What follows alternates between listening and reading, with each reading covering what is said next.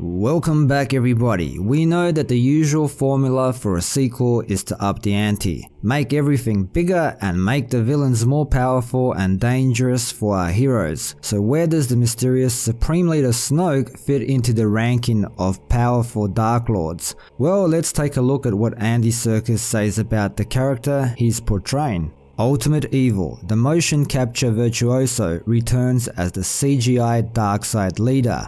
There's a frailty and a damage to Snoke, says Serkis, who is 53 years old. His face is cleaved in, scars across his mouth, contorted body.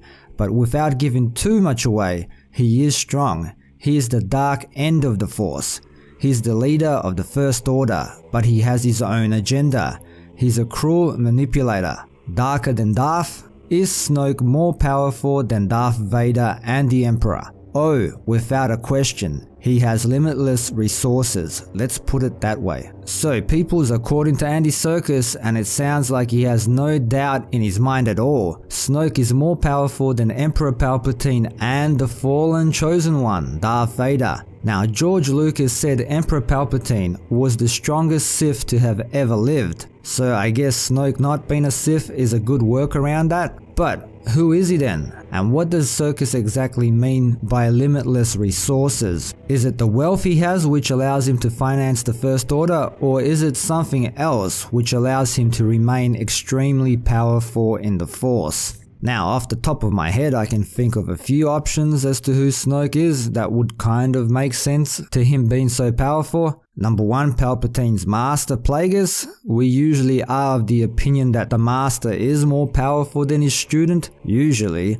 Did Plagueis survive Palpatine's assassination attempt? Or some kind of ancient dark side force wielder who was locked away in the past only to be found and freed by the First Order? Or maybe even a fallen Will. They're supposed to be next level in the Force as well. Whoever he ends up being, it looks like he'll make a worthy antagonist. At least, I hope that's the case. Imagine if after this little bit of info, Snoke gets killed at the end of The Last Jedi by Rey. Ha!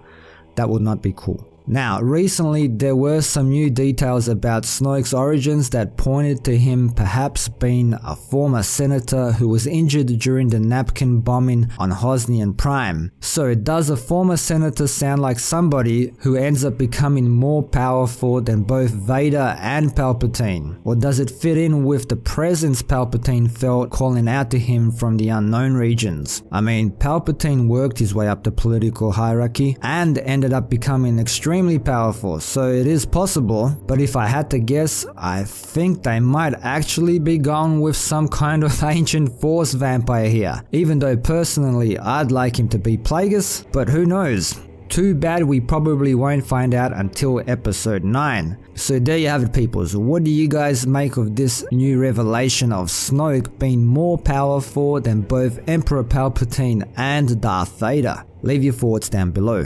To stay updated with this channel, hit that notification bell. Thanks for dropping by and for your continued support. Don't forget to like, share, sub and all that good stuff. And until next time, see yas.